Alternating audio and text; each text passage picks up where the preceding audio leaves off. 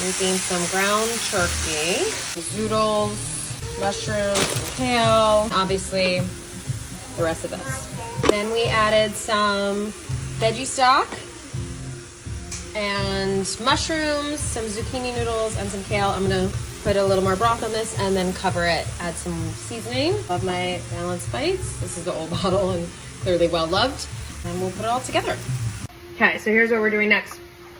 This cooked down a bit. We're adding some of the turkey back in, and then I'm gonna cover it with some tomato sauce.